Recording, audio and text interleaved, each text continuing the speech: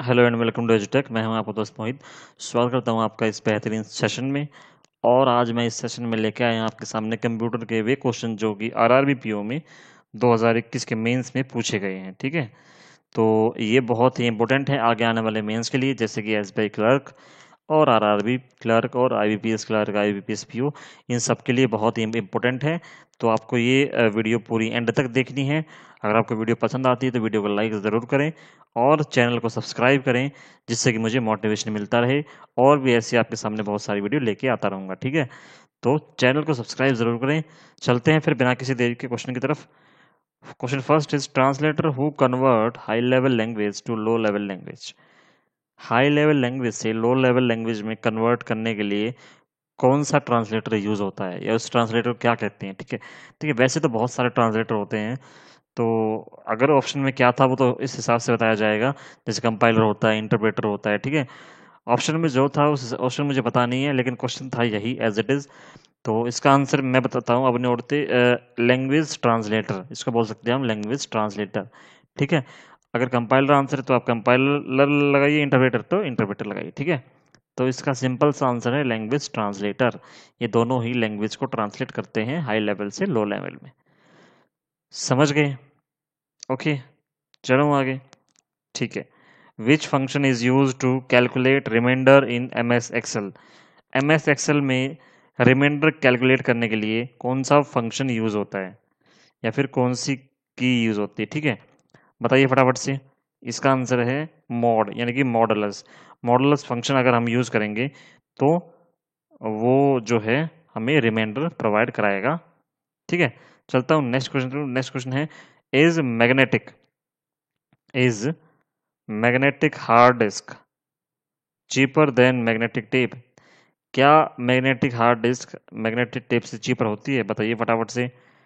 देखिए नहीं होती, क्योंकि हार्ड डिस्क वगैरह बहुत महंगी आती है। ठीक है, तो ये सारी महंगी आती है, तो इसलिए मैग्नेटिक डिस्क ही क्या बोलते हैं उसको, हाँ महंगी होगी, चीपर थोड़ी ना हुई, महंगी हुई ना।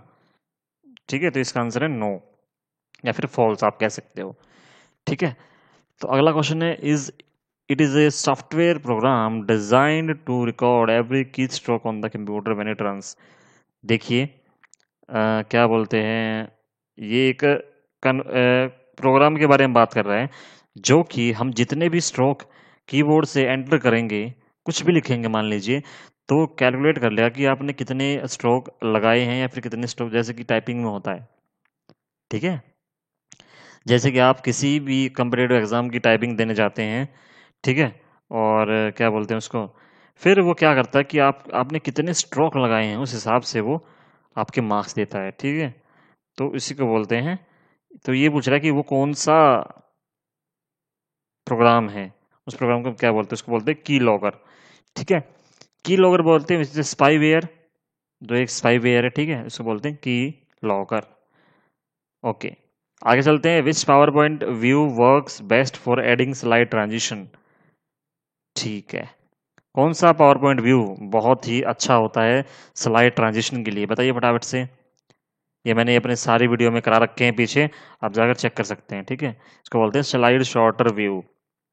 ठीक है, स्लाइड शॉर्टर व्यू। ओके, समझ में आ गई बात? ठीक है, आगे चलूं। विच फंक्शन की विच फंक्शन की is use for slide show. Slide show के लिए कौन सी फंक्शन की यूज होती है? आसान क्वेश्चन है, बताइए फटाफट से। ठीक है, ओके। इसका आंसर है F5। F5 वो फंक्शन की है जो कि कन्वर्ट, जो कि सॉरी फंक्शन की है जो स्लाइड शो के लिए यूज होती है। समझ गए बात को? ठीक है, आगे चलूं। Which of the following shortcut key is use for page break. Page break के लिए कौन सी शॉर्टकट की यूज होती है? मैंने कराया हुआ है शॉर्टकट की में, मैंने शॉर्टकट की वीडियो डाली हुई है, वहां पे आप जाके चेक कर सकते हो। इसका आंसर है control plus enter. Control plus enter में अगर हम कंट्रोल और एंटर एक साथ दबाएंगे तो पेज ब्रेक हो जाएगा। ठीक है, आगे चलते हैं। Dividing the disk into tracks and sector. Tracks, disk को ट्रैक और सेक्टर में डिवाइड करने के लिए हम क्या यूज करते हैं? उसको हम क्या बोलते हैं? फॉर्मेटिंग। ठीक है, वो एक फॉर्मेटिंग है प्रोसेस। फॉर्मेटिंग प्रोसेस के तहत हम एक डिस्क को ट्रैक और सेक्टर में डिवाइड कर सकते हैं। समझ गए? चलो आगे। Total time required to execute any information, किसी भी इंफॉर्मेशन को एग्जीक्यूट कराने के लिए जो टोटल टाइम लगता है उसको हम क्या बोलते हैं? तो उसको हम बोलते हैं एक्सेस टाइम। ठीक है, क्या बोलते हैं? Access time. ओके, आगे चलते हैं क्वेश्चन नंबर 10 की तरफ। This type of compact disc can be written only once and can't be erased. ये एक ऐसी डिस्क है या एक ऐसी सीडी है। देखिए, सीडी की फुल फॉर्म क्या होती है? Compact disc. तो ये एक ऐसी सीडी है जिसके हम अंदर सिर्फ एक बार लिख सकते हैं, एक बार ही कोई डेटा ऐड कर सकते हैं, उसको हम फिर इरेज या फिर डिलीट नहीं कर सकते। कौन सी होती है बताइए? CDR and DVDR। ठीक है, ये दोनों ही थी ऑप्शन में, बहुत था तो बहुत ही लगाना था आपको, CDR और DVDR। ठीक है, DVD रिकॉर्डेबल और CD रिकॉर्डेबल। इसके अंदर आप क्या क्या मतलब कर सकते हो? सिर्फ एक बार डेटा को डाल सकते हो, उसको बार बार इरेज नहीं कर सकते, एक बार भी इरेज नहीं कर सकते। ठीक है, अब बात करते हैं भाई जिससे हम डाटा ऐड भी कर लें और निकाल भी लें, उसको बोलते हैं CDRW। मतलब कि कोई गलती हो जाए तो हम उसको डिलीट भी कर सकते हैं, इरेज भी कर सकते हैं। ठीक है, क्वेश्चन नंबर 11 है technology use to facilitate the processing of cheque in bank. ठीक है, आपके चेक जो आप जमा कराते हो बैंक में, उसको फैसिलिटेट कौन सी टेक्नोलॉजी के आधार पर किया जाता है?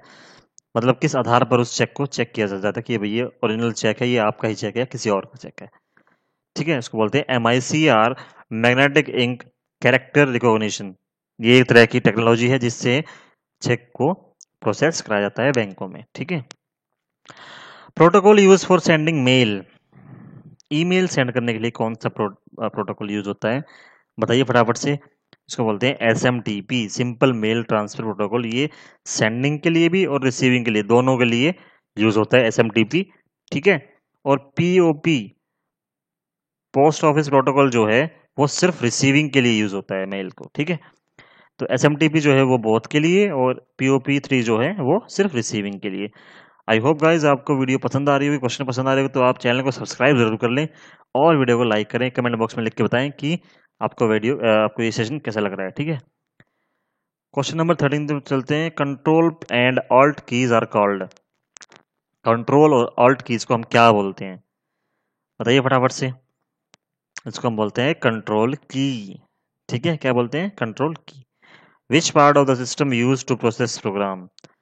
ठीक है, सिस्टम का कौन सा पार्ट यूज होता है प्रोग्राम को प्रोसेस करने के लिए? लोडर, या फिर लोड करने के लिए, प्रोसेस या फिर लोड करने के लिए। ठीक है, आप यहाँ पर लोड भी लिख सकते हो, प्रोसेस या फिर लोड करने के लिए। ठीक है, इसको बोलते हैं लोडर।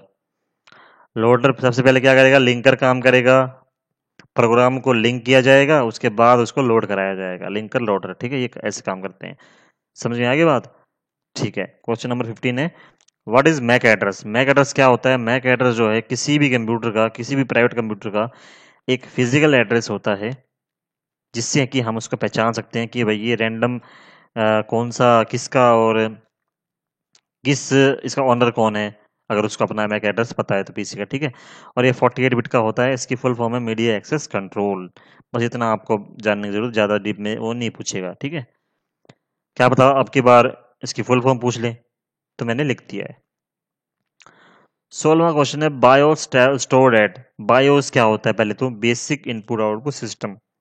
ठीक है, जिससे कि आपका कंप्यूटर ऑन होता है, ऑफ होता है। ठीक है, उसको बोलते हैं BIOS, basic input output system. ये कहाँ स्टोर होता है? ये स्टोर होता है फ्लैश मेमोरी में और सीमोस चिप में। आपने देखा होगा, सीमोस चिप के बारे में सुना होगा। अगर हम सीमोस चिप को निकाल लेते हैं ना कंप्यूटर से, तो कंप्यूटर ऑन ही नहीं होगा। उसको बोलते हैं, इसका मतलब है कि बायोस जो है वो सीमोस चिप में स्टोर करता है। ओके, चलो आगे। Cloud computing is used for. Cloud computing क्या होती है और किस लिए यूज आती है? भाई क्लाउड कंप्यूटिंग सिंपल सी बात है, स्टोरेज के लिए काम आती है। ठीक है, ओके। क्लाउड से आप इसकी ट्रिक है कि क्लाउड यानी कि स्टोरेज, समझ जाना। 18वां क्वेश्चन है which is business social networking website. सारे क्वेश्चन जो मैंने करा रखे हैं अपनी सीरीज में, जो कि प्लेलिस्ट में है, अप्रोक्स 90% क्वेश्चन उसी सीरीज से निकल कर सामने आ रहे हैं। आप जाकर एक बार सीरीज चेक कीजिए।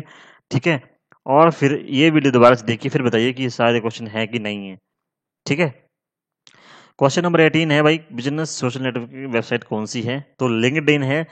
लिंक्डइन पर आप अपना बिजनेस फैला सकते हो, किसी भी जॉब, आप कोई भी तरह की जॉब को आप ढूंढ सकते हो, ठीक है, अप्लाई कर सकते हो या फिर बंदों को हायर कर सकते हो। तो लिंक्डइन इसकी आंसर है।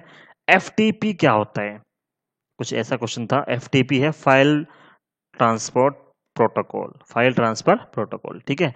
तो ये क्या होता है कि भाई ये जो है transmitting the file from one host to another, एक होस्ट से दूसरे होस्ट को फाइल ट्रांसफर करता है एफटीपी, ठीक है, थ्रू टीसीपी आईपी मॉडल के थ्रू।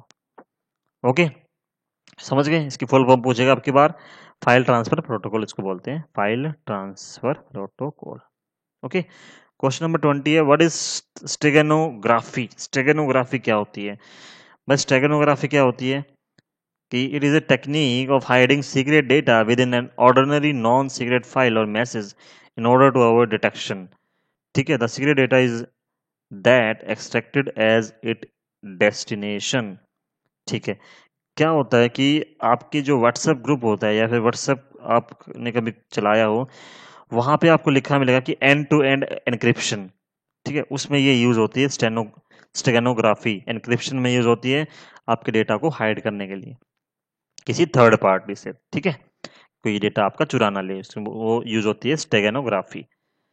समझ गए? आगे चले। One way communication, one way communication किसको बोलते हैं? तो सिंपलेक्स मोड में वन वे कम्युनिकेशन होती है कि सिर्फ जहां पर दो बंदे खड़े हैं तो या तो वो बंदा रिसीव ही करेगा, एक बंदा जहां पर सेंड करता रहेगा और एक रिसीव करेगा, बस।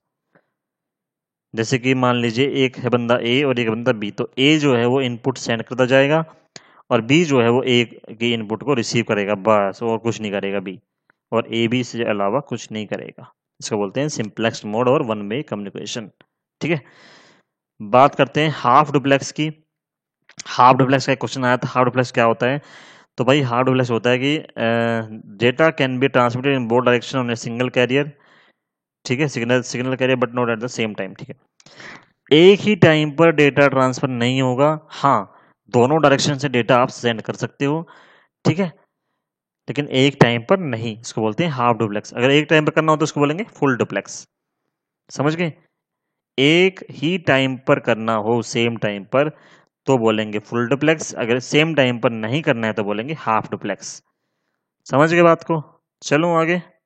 Okay, question number 23, what is data redundancy? Data redundancy क्या होती है? Data redundancy defined as the storing of the same data in multiple location. कई बार आप क्या करते हो कि एक ही डेटा को, जो आपका बहुत प्यारा डेटा होता है, मान लीजिए अब आपका कोई फोटो है, आप या फिर आपका वीडियो है, आप नहीं चाहते हो कि वो डिलीट हो जाए या फिर आपका फोन गुम हो जाए, तो आप वीडियो, तो आप क्या करोगे, उस वीडियो को आप कंप्यूटर में अलग अलग फाइलों में सेव करते हो, उसको बोलते हैं डेटा रिडंडेंसी। समझ गए? डुप्लीकेट डेटा, ठीक है। आगे बात करते हैं, क्वेश्चन आया था एक कि इनमें से कौन से प्रोग्रामिंग लैंग्वेज नहीं है? तो कौन सी होती है बता देता हूँ। सी होती है, सी प्लस प्लस होती है, फोर्टन, कोबोल, रूबी और बहुत सारी होती हैं, ठीक है। मैंने सारी की सारी प्रोग्रामिंग लैंग्वेज बता रखे हैं, सारे क्वेश्चन मैंने करवा रखे हैं अपने सीरीज में। आपसे रिक्वेस्ट है आप जाकर सीरीज चेक कीजिए, पहली वीडियो से लेकर आखिरी वीडियो तक देखिए, अभी भी सीरीज चली रही है, ठीक है, तो सीरीज जरूर देखें। तो उसका आंसर था सोलरिस, क्योंकि सोलरिस नाम की कोई प्रोग्रामिंग लैंग्वेज नहीं होती है, ठीक है। तो क्वेश्चन नंबर 25 है, क्वेश्चन आया था AB8 इन MX एक्सेल क्या होता है? AB8 क्या होता है? तो ए बी जो है इसमें कॉलम का रूप है कि ए और बी कॉलम है, और 8 का मतलब यानी कि 8 रो है इसके अंदर, ठीक है। समझ गए? ये एक टेबल का फॉर्म है, ठीक है। तो ए बी इसमें कॉलम है और 8 रो है। Question number 25 complete. 26 तक चलते हैं, which spreadsheet used by Google? Google के द्वारा कौन सी स्प्रेड शीट यूज होती है? तो गूगल शीट यूज होती है, ठीक है। कौन सी यूज होती है? Google sheet. आसान क्वेश्चन है, कराए हुए हैं सारे, ठीक है। आगे चलता हूँ। वॉर्म डेफिनेशन, वॉर्म डेफिनेशन क्या होता है? वॉर्म क्या होता है? सबसे पहले तो वॉर्म होता है एक वायरस, एक ऐसा वायरस जो अपने आप ही अपने रेप्लिकेट बना देता जाता है, यानी कि अपनी परछाई, यानी कि अपना डुप्लीकेट बनाता जाएगा और एक पीसी से दूसरे पीसी में बहुत तेज मात्रा में बढ़ता जाएगा, इसको बोलते हैं वॉर्म, ठीक है। Moving quickly from one computer to another, मतलब कि ये वायरस जो है पूरे कंप्यूटर को खत्म करके दूसरे में फटाफट से पहुंचता जाता है, इसको बोलते हैं वॉर्म। तो एक तरह का ये वायरस है। ठीक है, चलते हैं आगे। प्राइमरी मेमोरी क्या होती है? प्राइमरी मेमोरी पहले होती है रैम रोम होती है। ठीक है, आईपी एड्रेस के ऊपर एक क्वेश्चन आया था, पक्का पता नहीं क्या था, लेकिन आईपी एड्रेस के ऊपर एक क्वेश्चन आया था। एक मॉडम के ऊपर आया था कि मॉडम क्या होते हैं। ठीक है, तो मॉडम क्या होते हैं? मॉडम का फुल फॉर्म होती है मॉड्यूलेटर और डीमॉड्यूलेटर। ठीक है, तो मॉडम का मतलब क्या होता है कि भाई that convert data from A digital format, okay, directly. समझ गए बात को? ओके, आगे चलते हैं। ओएसआई मॉडल, ओएसआई मॉडल पर एक क्वेश्चन आया था। तो ओएसआई मॉडल पर एक क्वेश्चन आया था और एक क्वेश्चन आया था माइक्रो प्रोसेसर के ऊपर। ठीक है, पक्का पता नहीं है, आप कमेंट बॉक्स में लिख के बताएं कि क्या क्वेश्चन थे। बाकी अगर आपको याद है, ठीक है, तो ये 30, 31, 32 जितने भी क्वेश्चन हुए हैं, इतने पता चला तो मैंने आपके सामने रख दिए हैं। और अगर आप चाहते हो कि ओएसआई मॉडल में पूरे डिटेल में समझाऊं आपको, तो आप नीचे कमेंट बॉक्स में लिख सकते हो। उसके लिए मैं एक सेपरेट वीडियो बना दूंगा। ठीक है, तो बात करते हैं ओएसआई मॉडल में। ओएसआई मॉडल होता क्या है भाई? ओएसआई मॉडल होता है, इसकी फुल फॉर्म होती है ओपन सिस्टम इंटरकनेक्शन मॉडल। और ये एक फ्रेमवर्क है जो कि नेटवर्क सिस्टम के फंक्शन को दर्शाता है। ठीक है, कि क्या क्या फंक्शन नेटवर्क सिस्टम में होते हैं। ओके, इसकी 7 लेयर होती हैं: physical layer, data link layer, network layer, transport layer, session layer, presentation layer और एप्लीकेशन लेयर। अगर आप चाहते हो कि मैं सभी को अच्छे से ब्रीफली डिफाइन करूं, तो आप नीचे कमेंट बॉक्स में लिख दो और फिर मैं आपको बता दूंगा कि उसके लिए एक सेपरेट वीडियो बना दूंगा। ठीक है, तो आई होप गाइज आपको वीडियो पसंद आई होगी। वीडियो पसंद आती है तो चैनल को सब्सक्राइब जरूर कर लें और वीडियो को लाइक करें। और जो नीचे डिस्क्रिप्शन बॉक्स में जो लिंक दिया गया है सीरीज का, वो सीरीज जरूर देखें, आपके लिए बेनिफिशियल होगा। मिलते हैं फिर नेक्स्ट वीडियो में, तब तक के लिए नमस्कार, बाय, थैंक यू।